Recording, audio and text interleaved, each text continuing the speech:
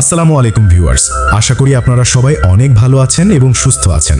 আপনাদের সবাইকে স্বাগত জানাচ্ছি আমাদের আজকের এই বিশেষ ভিডিওতে। আজকের মূল আলোচনায় যাওয়ার আগে আপনাদের সাথে আমাদের চ্যানেলের একটি অত্যন্ত খুশির এবং দারুণ খবর শেয়ার করতে চাই। আলহামদুলিল্লাহ, আপনাদের সবার ভালোবাসায় আমাদের এই চ্যানেলে এখন 93,000 সাবস্ক্রাইবার পূর্ণ হয়ে গিয়েছে। এই পুরো পথ চলা এবং কৃতিত্ব কিন্তু একমাত্র আপনাদেরই।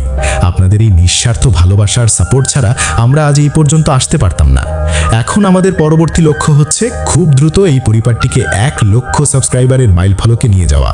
তাই যারা এখনো আমাদের চ্যানেলটি সাবস্ক্রাইব করেননি তারা প্লিজ এখনই সাবস্ক্রাইব বাটনে ক্লিক করে আমাদের এই 1 লক্ষ সাবস্ক্রাইবার পূর্ণ করার স্বপ্ন পূরণে সহযোগিতা করুন।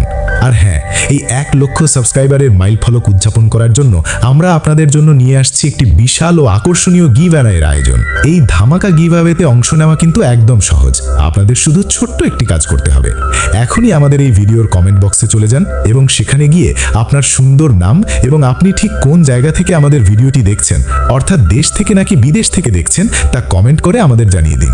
সেই সাথে আপনাদের কাছে আমার একটি প্রশ্ন, আপনারা কি শুরু থেকে এই দুনিয়া টাকার গোলাম নাটকের প্রত্যেকটি পর্ব নিয়মিত দেখেছেন?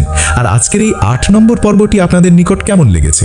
আপনাদের মূল্যবান মতামত কিন্তু কমেন্ট বক্সে জানাতে একদম ভুলবেন না। বন্ধুরা, দুনিয়া টাকার গোলাম নাটকের 8 নম্বর পর্বটি ছিল এক কথায় অসাধারণ এবং চরম টুইস্ট ও ইমোশনে ভরপুর। এই পর্বে আমরা দেখতে পাই গোলামকে ঘিরে কাহিনীর মোড় একদম অন্যদিকে ঘুরে গেছে। পর্বের শুরুতেই দেখা যায় কিছু প্রভাবশালী গুন্ডা একটি অসহায় বৃদ্ধাশ্রম জোরপূর্বক দখল করার চেষ্টা করছে এবং সেখানকার মানুষদের উচ্ছেদ করতে চাচ্ছে। বৃদ্ধাশ্রমের অসহায় বৃদ্ধ মানুষেরা যখন কোনো উপায় না পেয়ে কার্মা গ্রুপের প্রভাবশালী শেহজাদ চৌধুরী ভেবে আমাদের অতি পরিচিত কাজের ছেলে গোলামের কাছে ছুটে আসে, তখন রশাদ এবং বাড়ির বাকিরা তাকে নিয়ে চরম উপহাস করে। তারা বলে যে গোলাম তো এই বাড়ির সামান্য একজন কাজের লোক, সে কিভাবে এত বড় গুন্ডাদের হাত থেকে তাদের রক্ষা করবে। কিন্তু ম্যাডাম বা শেহজাদের স্ত্রী এই সুযোগটি হাতছাড়া করতে চাননি। তিনি গোলামকে বোঝান এবং সাহস দেন।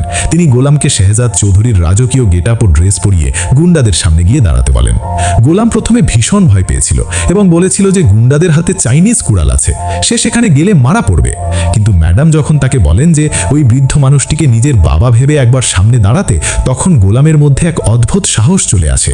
শেহজাদ চৌধুরীর সেই চিরচেনা রূপ, অ্যাটিটিউড আর রাজকীয় ভাব নিয়ে যখন গোলাম সামনে গিয়ে দাঁড়ায়, তখন ম্যাজিকের মতো কাজ হয়। গুন্ডারা শেহজাদ চৌধুরীকে জীবন্ত দেখে ভয়ে থরথর করে কাঁপতে শুরু করে এবং মুহূর্তের মধ্যে বৃদ্ধাশ্রমের চাবি ফিরিয়ে দিয়ে সেখান থেকে লেজ গুটিয়ে পালিয়ে যায়। গোলামের এই বীরত্ব দেখে বৃদ্ধাশ্রমের মানুষেরা তাকে মন থেকে দোয়া করে। তবে নাটকের আসল টুইস্ট কিন্তু এরপরেই শুরু হয়। ম্যাডামের মনে গোলামের পরিচয় নিয়ে তীব্র সন্দেহ জাগে। তিনি বাড়ির পুরানো বিশ্বস্ত কর্মী মনির চাচাকে ডেকে গোপনে জেরা করেন। মনির চাচা প্রথমে ভয় পেলেও পরে আসল সত্যটা স্বীকার করতে বাধ্য হন। তিনি জানান যে আজ থেকে 4-5 মাস আগে তারা গোলামকে নদীর তীরে অত্যন্ত রক্তাক্ত এবং আশঙ্কাজনক অবস্থায় পড়ে থাকতে দেখেছিলেন। এরপর তারা তাকে উদ্ধার করে